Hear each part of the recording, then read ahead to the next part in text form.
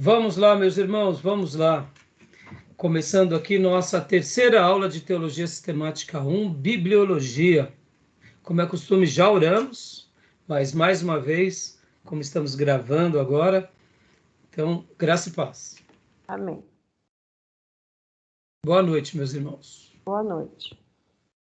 Só a irmã Cleusa? É que o microfone dos irmãos está bloqueado. Irmãos, então vamos lá, irmãos, dando início aqui à nossa terceira aula de Bibliologia, Doutrinas da Palavra de Deus. Eu quero ler um texto com os irmãos que está em primeira Epístola de Pedro, capítulo 1, versículo 24 e 25.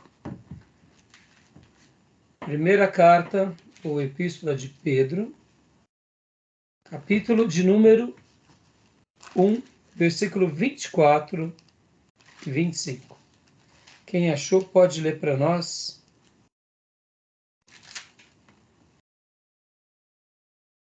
Por favor.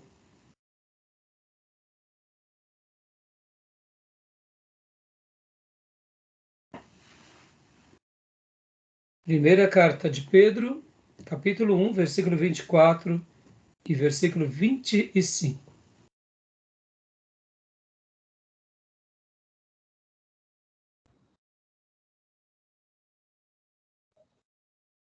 Porque toda a carne é como a erva, e toda a glória do homem como a flor da erva. Secou-se a erva e caiu a sua flor, mas a palavra do Senhor permanece para sempre. E esta é a palavra que entre vós foi evangelizada. Aleluia. Glória a Deus. Amém, meus irmãos? Vocês creem no que a gente Amém. acabou de ler? Que Amém. a palavra de Deus, ela permanece para sempre? Esse é um texto muito, eu diria, compartilhado, muito citado, muito crido por quem realmente acredita nessa verdade. Nós não temos dúvida disso. Nós não temos dúvida de que a palavra de Deus, ela permanece para sempre. Eu gosto de pensar da seguinte forma: Deus é eterno. Logo, Deus sendo eterno, tudo o que ele faz são obras que podem ser temporais ou atemporais.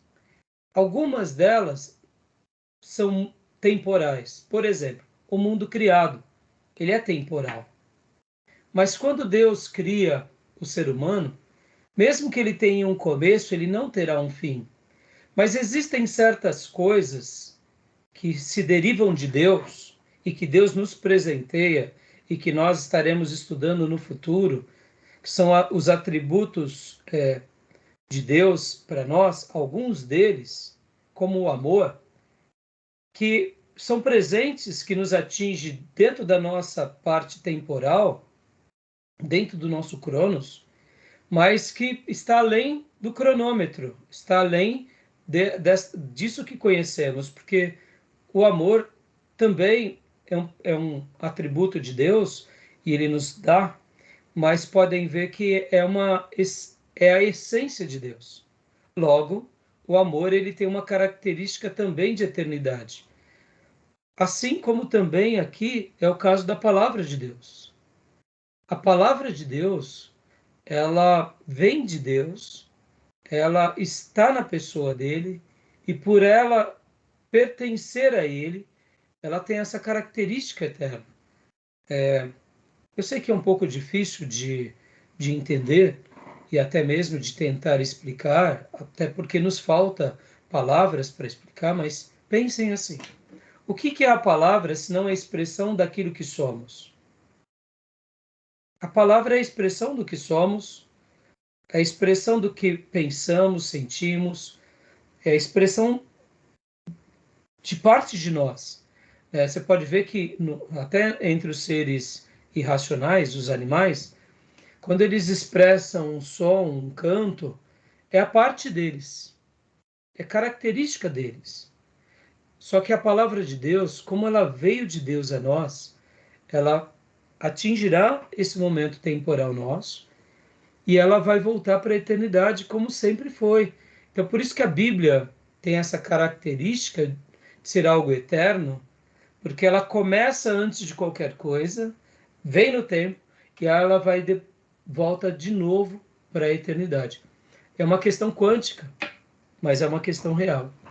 Tá bom, meus irmãos? Então, a palavra do Senhor permanece para sempre. Amém?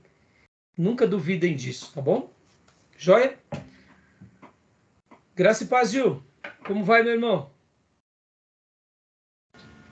Graça e paz, pastor. Graça e paz a todos. Estou bem, graças a Deus. Joia. Então vamos lá. Hoje, meus irmãos, nós vamos trabalhar bastante, eu diria. Hoje a gente vai trabalhar bastante nos slides do nosso livro-texto.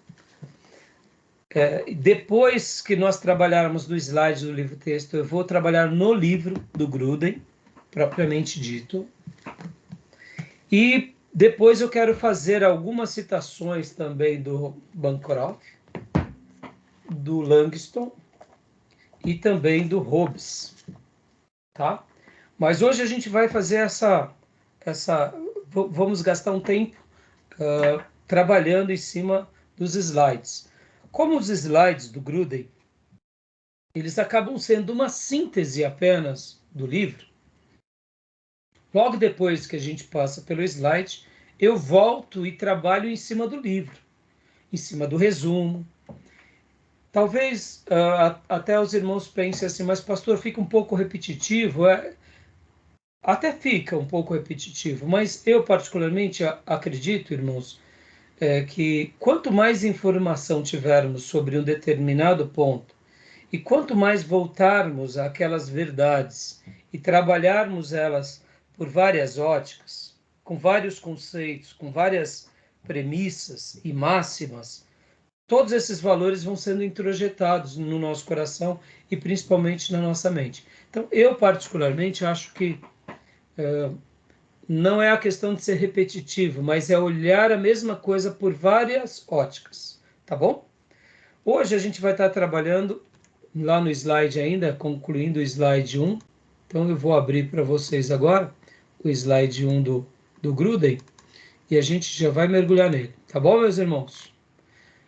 E eu passei para vocês no nosso grupo de WhatsApp, não sei se todos vocês viram, uma tabela que seria praticamente uma tabela. Deixa eu até abrir aqui novamente. Quer ver aqui? Distribuição das matérias. Vocês viram esse material? Então, deixa eu até compartilhar aqui num primeiro momento rapidinho com vocês esse material aqui.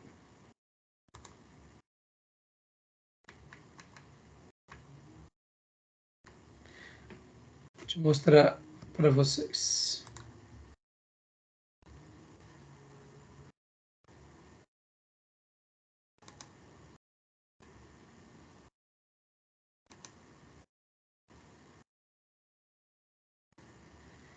Só mostrar aqui. Compartilhar.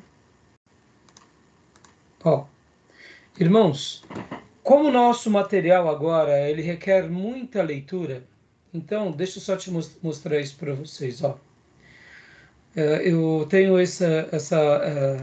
que seria praticamente um cronograma dessa matéria e da próxima, né? Bibliologia, doutrina da palavra de Deus, ó. Então nós começamos agora no dia 1º de agosto, hoje dia 8 de agosto. Então hoje a gente sigam a leitura dos livros, do livro-texto, mais ou menos dessa ordem, tá vendo? Depois vocês vão ler Teologia Elementar do Bancroft e depois Introdução à Teologia Sistemática do Erickson. E aí, claro que fazendo sempre o trabalho do versículo por versículo do Hobbes do capítulo 1. Porque geralmente eu sigo esse roteiro, tá bom? E aí a gente conclui. Concluímos, né, no dia 29 de agosto, querendo Deus. Logo na sequência, a gente vai para o próximo módulo, que é Teologia Sistemática 2, Teontologia, que também vai seguir mais ou menos o mesmo roteiro. É a parte 2 do Gruden, e segue também os capítulos e mais essas leituras extras, tá bom? Então eu passei hoje para vocês, deem uma olhada e tentem acompanhar, tá bom, meus irmãos? Por que eu estou pedindo isso, irmãos? Porque quanto mais a leitura de vocês forem acompanhando as nossas aulas, a assimilação se tornará maior, tá bom? Hoje eu vou te falar bastante. Oi? Assim ficou mais fácil. Ficou, né, minha irmã? Ficou bem mais fácil. É que, assim, tem essa matéria, ela é uma matéria que segue uma linha, eu diria, uma linha de raciocínio, irmã. Então, dessa forma, dá para a gente trabalhar um pouco melhor. Já na matéria passada, que era a introdução, são muitos assuntos variados e muitos cortes, então a gente acaba tendo que passar tudo para o aluno e o aluno tem que se dedicar. Algumas matérias vão ser um pouco mais organizadas, com relação ao livro-texto, outras são matérias que têm mais pesquisas, né? Mais assuntos. Mas, então, vão lendo, né? E como eu disse para vocês, hoje eu vou fazer bastante comentário dentro dessa aula de hoje sobre a questão, irmãos,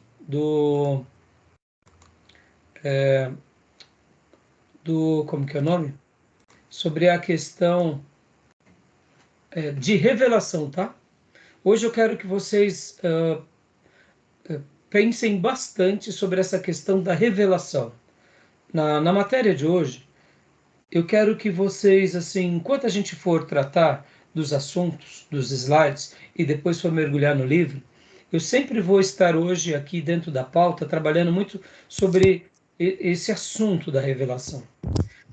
Por que eu estou falando agora já sobre isso? Porque muitas confusões são feitas em virtude de não compreender direito o que é a revelação de Deus. Podem ver que para nós, a revelação de Deus, ela é a palavra dele. Nós chamamos na teologia de revelação especial. Mas parece algo simples, mas de fato não é. Por que não é? Porque se as pessoas entendessem que a Bíblia é a revelação especial de Deus, elas não abririam um leque para outras coisas. Então, na prática, as religiões, os dogmas, os credos, de uma forma geral, as pessoas fazem uma confusão muito grande em cima disso. Pode ver que até igrejas piedosas acreditam muito que Deus fala conosco, que Deus se revela, mas eles têm uma confusão sobre esse aspecto da revelação. Eles até acreditam em profecia, profetas, revelações, mas podem ver que muitas vezes as pessoas acreditam mais no profeta ou na profecia do que na grande profecia de Deus. Então é bem interessante isso, pode ver que a quantidade de confusão que existe em virtude disso é muito maior do que a gente imagina. Então hoje eu vou estar trabalhando um pouco mais sobre isso e em uma outra aula eu vou passar alguns outros textos, mas hoje eu já quero que você esteja lembrando um pouco mais disso, tá bom? Tudo bem até aí? Tranquilo? Joia? Tranquilo, Alguma pastor. pergunta? Alguma pergunta? Não, pastor. Então tá bom. Ô, minha irmã, tem uma bonequinha aí do seu lado, né? Tem, pastor, tá aqui. Ô, meu Deus. Tudo bem, boneca? Cumprimento o pastor. Dá boa noite para todo mundo. Fala boa noite. Vamos estudar com a gente? Vamos? Vamos estudar com a vovó e com o pastor? Vamos? Então tá bom. Então vamos lá, meus irmãos. Eu vou compartilhar agora o slide, tá bom? Vamos lá. Compartilhando o nosso slide. Nós já iniciamos semana passada, a parte 1. Comentamos um pouco sobre as doutrinas da Palavra de Deus. Trabalhamos nos termos, os vários significados para a Palavra de Deus. E hoje nós vamos estar trabalhando aqui um pouco sobre o cânon da Bíblia. Definição. Leia para nós, Gil, por gentileza.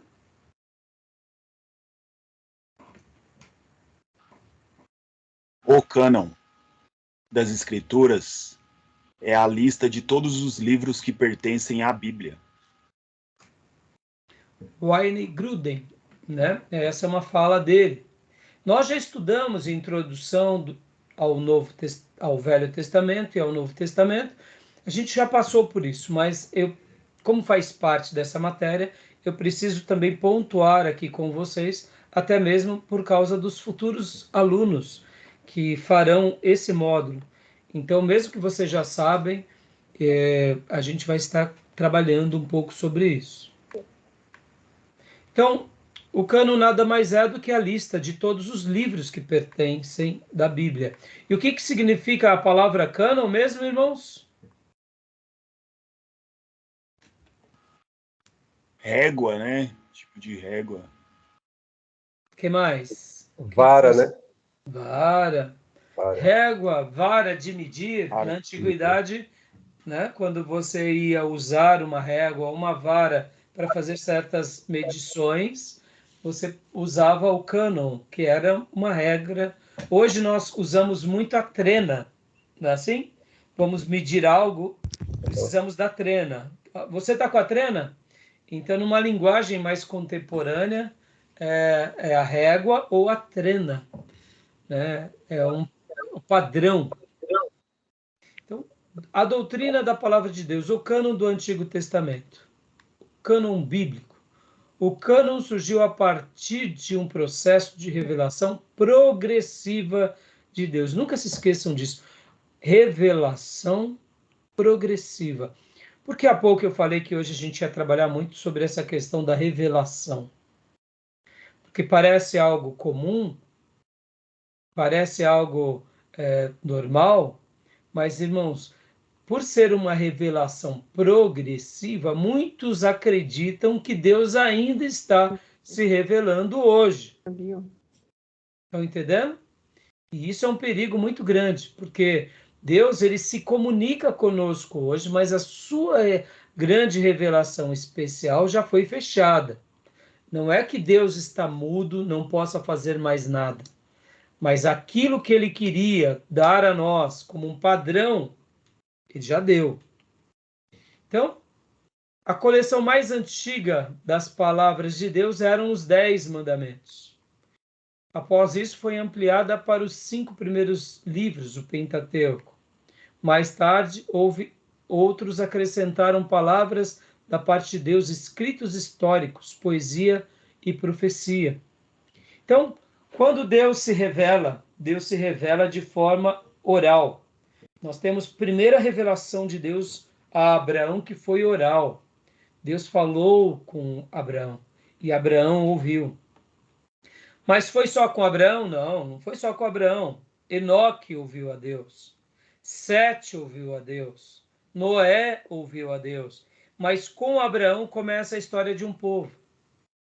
E esse povo passa essa revelação oral para Isaac, e de Isaac para Jacó, e de Jacó para os seus descendentes, e até chegar em Moisés. E com Moisés, a revelação passa a ser escrita. E quem é o primeiro a escrever a revelação escrita? É o próprio Deus, inaugura o processo de revelação escrita, escrevendo os 10 mandamentos e dando a Moisés. Logo depois disso, Deus continua se comunicando a Moisés e diz para ele, agora escreva tudo. E aí Moisés, então, começa a registrar toda a revelação de Deus, desde o começo da criação, a história antediluviana, depois do dilúvio, e a história de Abraão e dos patriarcas, até chegar nos dias dele. Pode ver que assim temos o livro de Gênesis, e começa o livro de Êxodo.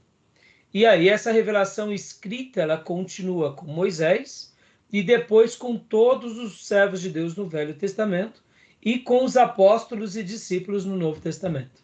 Então é dessa forma que o cânon foi formado. Primeiro vem a revelação oral, depois vem a revelação escrita, que Deus inaugura e depois dá aos seus servos, a continuidade. E por último, termina-se com os apóstolos e discípulos.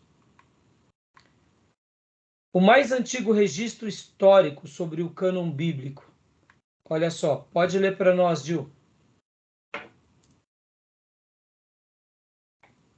São estes os nomes dos livros do Antigo Testamento.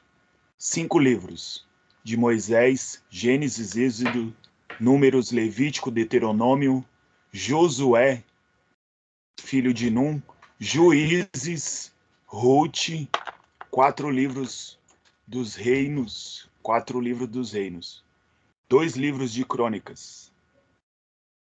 Na verdade é 4 livros dos reis, né? Ah não, dos reinos mesmo.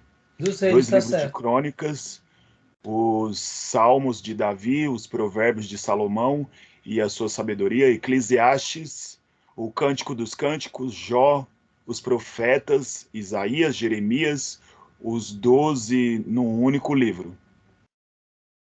Eu não consigo ler, tem uma tarja aí. Aí é Daniel, Ezequiel e Esdras. E essa citação é de Melito, bispo de Sardes, 170 depois de Cristo. Olha que interessante. O que esse slide e o que o Gruden estava citando ao registrar aqui? Que Melito, que foi um pastor de Sardes, no ano 170, ou seja, possivelmente 70 anos depois da morte de João, ele estava fazendo uma citação do cânon no Velho Testamento. Então ele está mostrando o seguinte, olha, todo o Velho Testamento está aqui. A única citação que está faltando aqui é Esther. Esther. E quando você lê aqui Esdras, você tem que fazer uma leitura também conjunta, porque Esdras geralmente era citado junto com Neemias. Quando os rolos estavam escritos de Esdras, era Esdras e Neemias. E agora eu pergunto para você, os 4 livros dos reinos, o que seria isso? Não são 2 livros dos Primeira, reis? segunda Reis, primeira, segunda Crônicas. Ah, não, mas aqui ele já está citando 2 livros de crônicas. Dos reinos. Depois de Ruth vem qual livro? Primeira Samuel. Samuel, né? Isso, exatamente. Primeiro e segundo livro de Samuel e primeiro e segundo livro de Reis. Então, acabam sendo os 4 livros dos reinos. Olha como que eles citavam naqueles dias. Os livros dos reinos, porque não deixa de ser. Samuel vai falar sobre a primeira monarquia e a monarquia de Davi. Não É. deixa de ser livros dos reinos, né? Interessante, né? Sim. Ele que Então, inaugura, né? é ele que inaugura. Então, olha só, esse slide aqui, e deixa eu até aproveitar aqui, irmão, já fazer uma citação para vocês. Graça e paz, Maísa.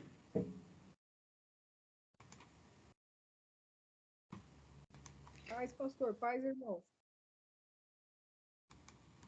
Deixa eu só fazer uma citação aqui Graça para e paz, Maísa. vocês. Graça e paz.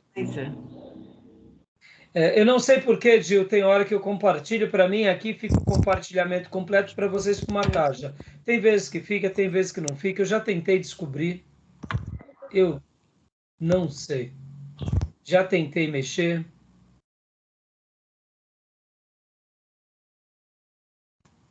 Vou até mudar aqui a É uma forma de incógnita. exibir. Quem sabe muda, tá bom? Mas voltando, irmãos. No livro do Gruden, irmãos, leiam também as notas de rodapé, tá bom? Porque muitas vezes as notas de rodapé dele vai ser muito esclarecedora. Por exemplo, vamos abrir aqui o livro do Gruden, sobre essa parte aqui, que é do cânon. Vamos pegar aqui, ó. Capítulo de número 3, página de número 28, nessa minha edição.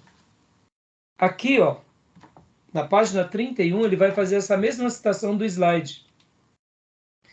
Aí, quando você pegar aí, estão achando aí? No penúltimo parágrafo? Acharam? Sim, encontrei. Olha lá. quando você vê 4 livros dos reinos, tem ali uma nota número 10, não tem? Fechou? Fechou, Júnior? Tá fechado. Gil? Eu ainda não consegui visualizar na página 31. Capítulo Isso. No penúltimo parágrafo, lá, tá lá, os 4 livros dos reinos. Aí tem o número 10, em cima do reinos. Fechou? Você achou, Júnior? Qual é a página? Na minha versão aqui, é da página 31. Ah, tá. Deixa eu ver. A minha versão. A minha.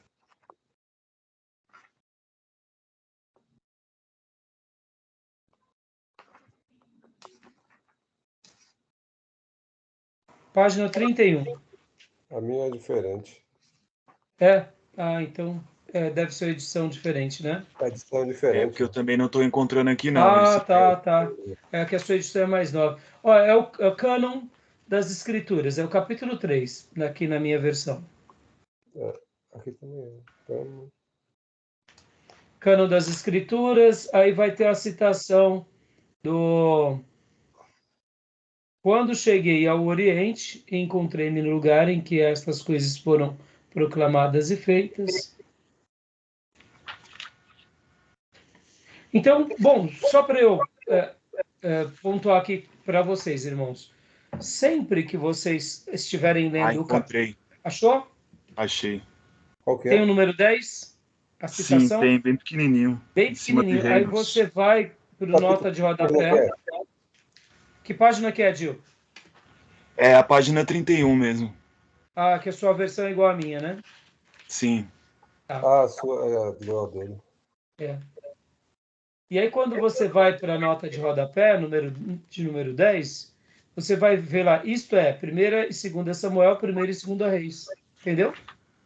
E a mesma coisa vai acontecer nas outras notas. Essas notas de rodapé do Gruden são muito importantes. Aliás, irmãos, deixa eu dizer uma coisa aqui para vocês. Ó, eu aprendi com o Dr. Paulo e é uma prática que eu tenho até hoje. Tudo de um livro você tem que ler e se ater. Tudo. Uma obra clássica, tudo é importante. Muitas vezes a gente pensa, é só nota de rodapé. Não, as notas de rodapé elas são fundamentais, porque elas são esclarecedoras. Entenderam? Muitas vezes a gente, no acúmulo de leitura, vai desprezando a nota de rodapé. Muitas vezes a nota de rodapé vai ser mais esclarecedora do que o texto. Porque muitas vezes o autor ele faz uma citação tão resumida e lá na nota ele explica. Ou ele coloca a fonte. Ou ele dá as referências. Ou ele faz o debate. Tá bom? Então, lembrem disso, tá joia? Fechado? Okay. Vamos lá. Então, voltando aqui para esse princípio e para essa citação de Melito, bispo de Sardes, por que essa afirmação aqui é importante, irmãos?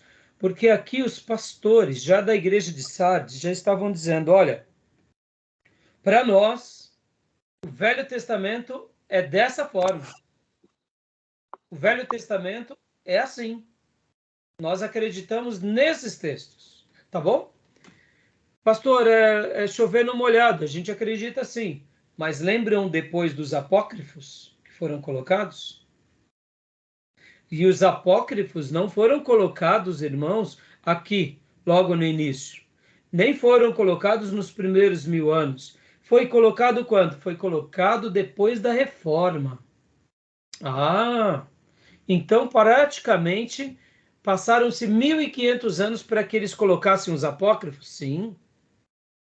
E agora falando abertamente, na Igreja Católica Apostólica Romana, os apócrifos têm força ou não? Tem ou não tem? Tem. Sim. Então, muitas vezes, irmão, não é porque foi colocado depois que isso não quer dizer que não tem uma influência, não. Vai ter sim. Tem. Podem ver, a Igreja Católica é a prova disso, que tem força até hoje. Tá bom? Então, a gente tem que tomar muito cuidado com isso, tá bom? Então, vamos voltar lá para para as nossas notas, para o nosso slide. Joia? Está aparecendo ainda aqui Ok. a nota de rodapé? Saiu aqui? De baixo? Ainda tá à tarde, pastor. Eu não sei, porque para mim não aparece, irmãos. Tá em Para cima mim não de... aparece. Uma hora eu vou ter que pesquisar o porquê. Bom, o fim do registro do Antigo Testamento. Pode ler para nós, Gil, por gentileza? Depois de aproximadamente 435 anos antes de Cristo, não houve mais acréscimos ao cano do Antigo Testamento. A história do povo judeu foi registrada em outros escritos, tais como os livros de Macabeus, mas eles não foram considerados dignos de inclusão na coleção das palavras de Deus que vinham dos anos anteriores. Ou seja, Aine- isso, o Aine Gruden está dizendo que deu essa pausa aqui no ano de 435. Ponto. Tem outros livros anterior a isso? Tem. Mas são canônicos? Não. E tem outros livros depois? Tem. São canônicos? Também não. O povo judeu utiliza esses livros? Utiliza. Mas como o quê? Como histórico. Mas é revelação? Não é. É história do povo judeu, mas não é um livro de revelação, tá bom? Livros sagrados dos judeus, Bíblias do Antigo Testamento, o Pentateuco, como bem sabemos, Gênesis, Êxodo, Levítico, Números, Deuteronômio, livros históricos, Josué, Juízes, Ruth, primeiro e segundo livro de Samuel, primeiro e segundo livro de Reis, primeiro e segundo livro de Crônicas, Esdras, Neemias e Esther. É comum que nós chamemos muitas vezes, e até de forma espontânea, sem que tenhamos atenção, primeira e segunda Samuel. A palavra está errada, porque é primeiro e segundo livro de Samuel. Primeiro e segundo livro de Reis, tá, irmãos? Mas até mesmo eu, muitas vezes ali, no momento de espontaneidade, eu falo, vamos abrir em 1 Crônicas. Vamos abrir no primeiro livro de Crônicas. É a citação correta, tá? Livros poéticos, Jó, Salmos, Provérbios, Eclesiastes e Cantares. Livros proféticos, os maiores e os menores, né? Pode ver aqui, ó, do 1, 2, 3, 4, 5, 6, 7, 8, 9, 10, 11, 12. Geralmente esses 12 estavam em um único livro por serem pequenos, né? Não tão pequenos como Zacarias, por exemplo, mas acabam fazendo parte dessa coletânea. Os maiores, Isaías, Jeremias, Lamentações, Ezequiel e Daniel, e os menores, Oséias, Joel, Amós, Obadias, Jonas, Miqueias, Naum, Abacuque, Sofonias, Ageu, Zacarias e Malaquias. Aqui fechamos leis, poéticos e escritos, né? Como a gente já trabalhou, né? Históricos e proféticos em Introdução do Antigo Testamento 1 e 2. Tá bom? Os apócrifos do Antigo Testamento, os livros que não foram aceitos pelos judeus como sagrados, ou apócrifos, são primeiro e segundo livro de Macabeus, primeiro e segundo livro de Esdras, oração de Manassés, Baruque, Eclesiástico, Judite e Tobias. Aqui, leia para nós, Gil. Motivo da rejeição dos livros apócrifos. Pode ler. Primeiro, eles não atribuem a si mesmo tipo de autoridade que têm os escritos do Antigo Testamento. 2. Não foram considerados palavras de Deus pelo povo judeu, do qual se originaram. 3. Não foram considerados escrituras por Jesus, nem pelos escritores do Novo Testamento. 4. Contém ensinos com o restante da Bíblia. Incoerentes com o restante da Bíblia. Aqui no terceiro ponto, não foram consideradas escrituras por Jesus, nem pelos escritores do Novo Testamento, e também pelos pais da igreja. Os pais, a patrística, na sua grande maioria, é claro que ali a gente vai ter alguns debates, mas eles viam como judeus, como a igreja primitiva. Então, quando eles citavam alguns, eles citavam como livros dos judeus históricos, tá bom? Então, eles não atribuem essa autoridade, que tem a mesma autoridade do Antigo Testamento, não foram considerados palavra de Deus, não foram consideradas escrituras e contém incoerências, bastante incoerências, até pontos muito místicos, como aqui nós trabalhamos bastante em introdução. Lembram dos percevejos, né, que até mencionamos numa das aulas, né? Isso está certo que era um apócrifo do Novo Testamento, mas os percevejos. Então, existem coisas assim, irmãos, até mesmo que remetem à ideia de magia, de coisas que não tem nada a ver com a palavra de Deus. E por que os católicos colocaram esses livros no cânon? A gente vai chegar lá já já e a gente vai trabalhar um pouco sobre isso. Então, voltando aqui.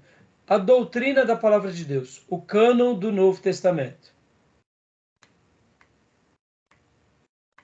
Processo de canonização do Novo Testamento. O início do processo, os registros dos apóstolos, pessoas autorizadas e reconhecidas, os apóstolos e pessoas ligadas a eles, ou seja, quem do Novo Testamento ou escreveu, ou era apóstolo, ou era supervisionado por um apóstolo. E critérios internos justificadores. A aceitação da igreja primitiva como livros inspirados. Nós trabalhamos também bastante sobre essa questão em Introdução ao Novo Testamento 1 e 2, principalmente Novo Testamento 1. E agora vamos lá. Os livros sagrados no Novo Testamento. Os 4 evangelhos, Mateus, Marcos, Lucas e João. Os livros históricos, ou livro, né? Atos dos Apóstolos, cartas paulinas. Aqui no caso, irmãos, cartas ou epístolas. Pode ver que até a citação aqui, no caso, vamos abrir em 1 Coríntios, né? Primeira carta, ou primeira epístola aos Coríntios, primeira carta aos Gálatas. Então aqui a citação é diferente lá dos livros, porque lá no português tem isso, o gênero, né? A gente muitas vezes fala gênero, número e grau. Nas citações corretas é sempre bom lembrarmos isso. Então, cartas ou epístolas, Romanos, primeiro e segunda carta aos Coríntios, Gálatas, Efésios, Filipenses, Colossenses, primeira e segunda Tessalonicenses, primeira e segunda Timóteo, no caso, Tito, Filemon. Cartas gerais, Hebreu, Tiago, primeiro e segundo Pedro, aqui está errado. Aqui em João são primeiro e segundo e terceiro João, também aqui está errado. Judas e Apocalipse. No caso de Apocalipse, irmãos, deixa eu ensinar também uma coisa para os irmãos. Apocalipse é carta ou é epístola? Vai ter um debate. Uns vão falar que é carta, outros vão falar que é livro. Então não está errado se você citar como livro e não está errado se você citar como carta. Porque ele tem essas duas características, essa peculiaridade, tá? Apocalipse é uma visão que Deus dá a João, tem as 7 cartas da Ásia, mas também é uma mensagem para todos os servos de Deus em todas as épocas. Então ela pode ser vista como carta, mas ela pode ser vista também como livro profético, tá bom? Acho que mais Beleza? livro, eu acho. Hã? Eu entendo como mais livro. Mas há quem diga, Júnior, no debate, né, que também pode ser classificado, tá bom? Aquelas características de carta não vejo, né, tecnicamente, porque carta é endereçamento, aquela como o Paulo faz, né? Diferente do... Qual é a base para isso, Júnior? Nós temos as 7 cartas da Ásia. Então, pode ver que ali há o endereçamento para 7, até o capítulo 3, se a gente for fazer um suprassumo, Deus se revela a João, E logo na sequência há um direcionamento às 7 igrejas da Ásia.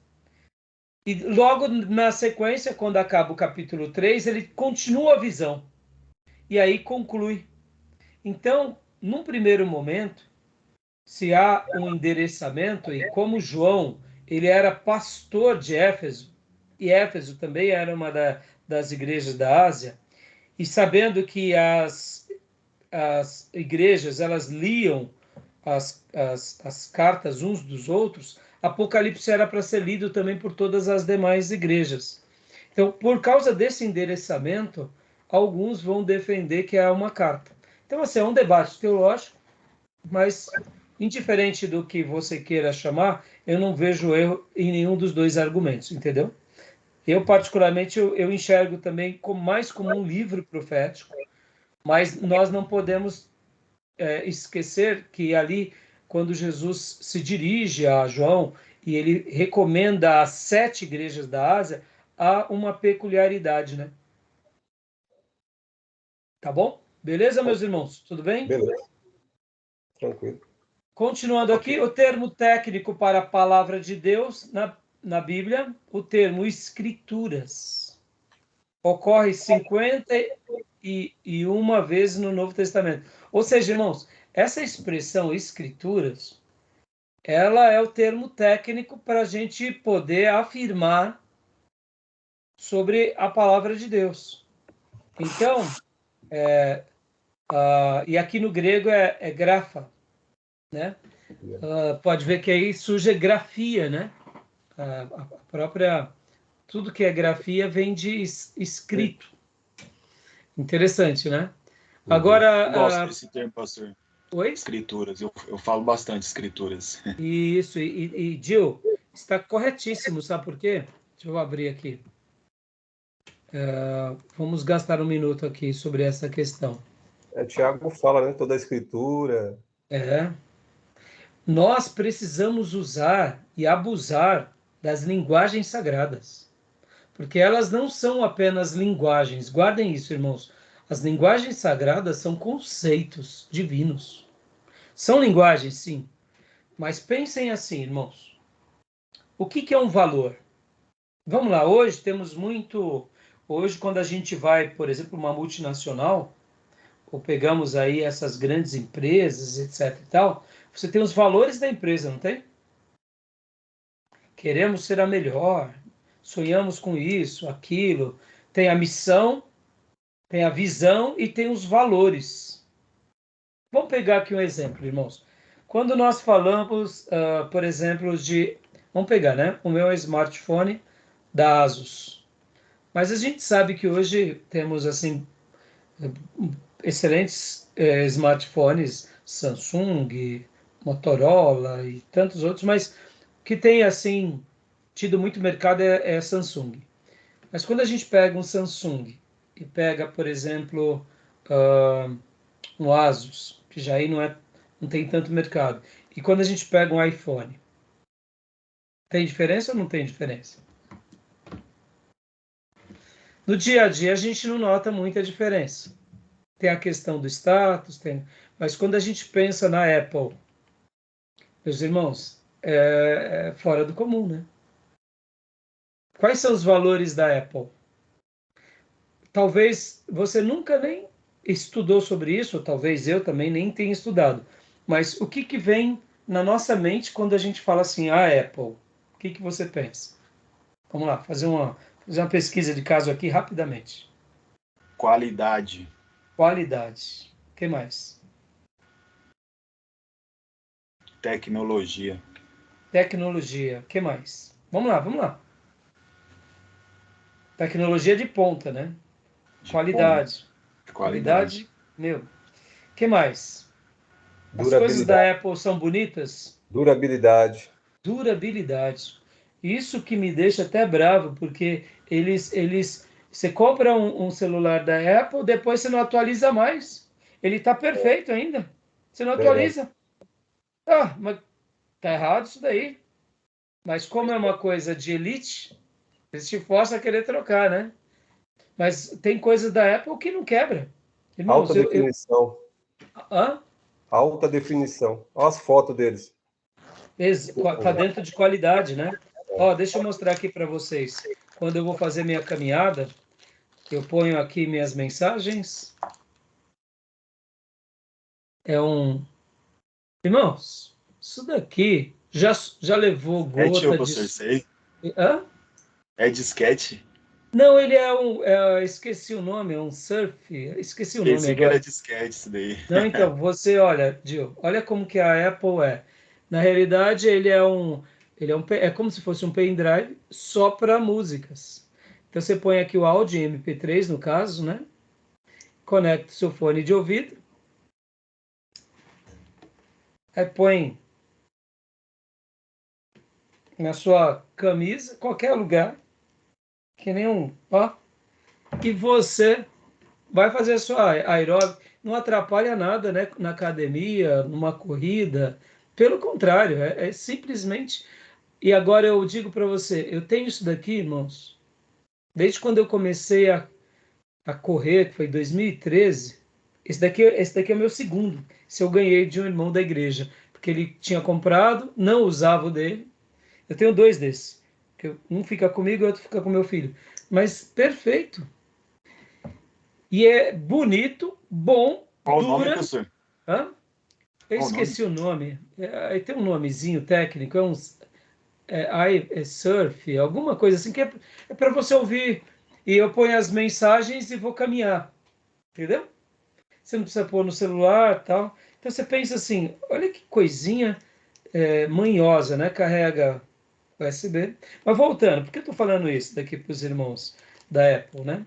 Dizem que Steve Jobs, quando ele ia na parte de engenharia, e que ele estava lá vendo, por exemplo, a construção de uma placa de vídeo, ele dizia assim, não, não, não, tá feia. Faz de novo. Aí os técnicos, os engenheiros falavam, mas vai ficar dentro. Ele falou, eu sei, mas eu quero que quando uma pessoa pegue e abra um computador, um notebook da Apple, ele olha e fala assim, que coisa linda. Olha, parece bobeira, né, irmãos? Mas olha onde chegou a Apple, né? Não é à toa que é a maior empresa do mundo, né? Não sei por quanto tempo ela vai se perdurar, mas então a gente chega a dizer palavras. Olha só, cada palavra que a gente está dizendo da Apple representa um valor. Cada palavra é um conceito. Concorda? Quantos milhões eles põem em cada uma desses conceitos? Quanto trabalho, quanta energia para quê? Para agradar um público. E por isso que é um absurdo um iPhone, é um absurdo um computador, mas tem mercado, tem consumidor e vai continuar tendo, porque é uma coisa absurda. Então, por que eu estou falando tudo isso aqui, irmãos? E eu parei ali em escritura e vou voltar para lá. Irmãos, nunca, nunca despreze nenhuma palavra sagrada. Se aquela palavra sagrada está no texto bíblico, Deus deixou de propósito porque Ele quer transmitir um valor, um significado a qualquer geração. Então, o termo escritura tem que ser valorizado. Palavra de Deus tem que ser valorizada. Revelação, mandamentos, estatutos tem que ser divulgado, tem que ser ensinado. E aqui fica até uma crítica agora, irmãos, às Bíblias, que são essas Bíblias como na linguagem de hoje, Bíblia Viva. Eu sei que eles tiveram uma boa intenção em fazê-los, mas aqui fica uma crítica na teologia que a gente não pode abrir mão, que é o seguinte: no momento em que você faz uma tradução bíblica, e aí você pega, por exemplo, você pega lá no Salmo 119, que lá ele vai trabalhar com estatutos, ordenanças, é, vai trabalhar com vários trocadilhos no texto original. E quando você vai fazer a tradução, e você, em nome de se comunicar a quem não sabe ler, ou conhece, ou quem tem um vocabulário pequeno, você usa uma construção mais simples, a gente perde muito na questão da transmissão do conhecimento. Então, por exemplo, irmãos, qual foi a proposta das grandes editoras, né, terem feito uma Bíblia como a Bíblia na linguagem de hoje? A proposta foi a seguinte: eles quiseram construir uma Bíblia onde uma pessoa comum, ou que seja apenas alfabetizada, mas não tenha muito vocabulário, ele consiga ler a Bíblia completa com 2.000 palavras. Então, vamos pegar, por exemplo, uma pessoa que sabe ler e escrever, que fez somente os primeiros anos da escola. Ele sabe ler e escrever, mas ele não tem um repertório muito amplo de vocabulário. Então, quando ele pegava uma Bíblia, e dentro da Bíblia você tem ali por volta ou mais de 5.000 vocábulos, então essas pessoas, elas viam a circuncisão, expiação, propiciação, mandamentos, estatutos, ordenanças. Aí ele fala assim, a pessoa se perde, porque ela dentro dos vocabulários, ela não consegue entender direito. Então, o que o pessoal das sociedades bíblicas fizeram? Fizeram uma Bíblia mais simples para atingir esse público. Só que o tiro também saiu pela culatra, irmãos. Por quê?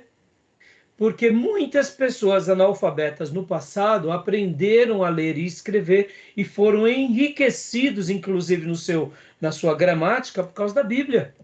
Porque eles viam lá expiação, eles falavam, o que tal é esse negócio de expiação? E eles iam aprender o que é expiação. O que é propiciação? O que é circuncisão? Que troço é esse de circuncisão? E aí eles eram obrigados. Então, ao mesmo tempo que a gente quis facilitar, as pessoas que têm um contato, muitas vezes, apenas com essas traduções mais simples, elas acabam ficando preguiçosas e quando elas vão ler uma Bíblia que tenha uma construção mais fiel, uma tradução mais completa, elas desanimam. Então, não estou sendo contra aqui uma linguagem mais contemporânea, não é isso. Mas eu vou dizer o seguinte, irmãos, e aqui fica uma palavra assim como uma defesa. Se Deus quis se revelar com 5.000 vocábulos, nós precisamos ensinar os 5.000 vocábulos. Se fosse 10.000 vocábulos, teríamos que ensinar os 10.000 vocábulos. Se fosse 50.000 vocábulos, não importa. Se Deus quis se revelar à humanidade e nos deixou uma revelação, cada palavra, cada vírgula, cada tio importa. Amém? Compreenderam? Ficou claro? Isso é muito importante, irmãos. Então, aqui, Escritura vai afirmar no Novo e no Velho Testamento que é palavra de Deus, tá bom? Joia? Alguma pergunta? Graças a paz, pastor Johnny. Pastor Rai, irmãos, graças a paz. Tudo jóia? Tudo bem, meus irmãos? Tudo bem, irmão? Pastor, vamos lá. Mais alguma coisa? Alguma fala, alguma pergunta, alguma dúvida? Não? Tranquilo? Então, vamos lá. Vamos continuar aqui. Rapidinho. Então, vamos lá. Nós vemos as referências bíblicas em Deuteronômio 25:4, Lucas 10:7, 1 Timóteo 5:17 e 18, 2 Pedro 3:15 e 16. As mais antigas listas do Novo Testamento. 367 depois de Cristo, a 39ª carta pascual de Atanásio, lista exata dos 27 livros do Novo Testamento. 397 depois de Cristo, o Concílio de Cartago concordou com as igrejas orientais quanto à mesma lista, mostrando, você pode ver que até aqui, irmãos, os apócrifos não tinham era nem beira. Tá bom? Tranquilo? Tudo bem? Terminamos aqui o slide 1. Tá jóia? Tudo jóia até aí? Então agora a gente vai dar uma pausa aqui na nossa gravação e logo na sequência a gente vai retomar, irmãos, agora no livro-texto, tá? A gente vai para o livro-texto. Okay. Vamos mergulhar no livro-texto, vamos debater o livro-texto, vamos contra-argumentar com o livro-texto e com os resumos dessa matéria, tá bom? Alguma pergunta, meus irmãos? Não. Não? Tranquilo, então? Jóia, então? Então, beleza, irmãos. Então, eu vou parar aqui a gravação, tá bom? Ok.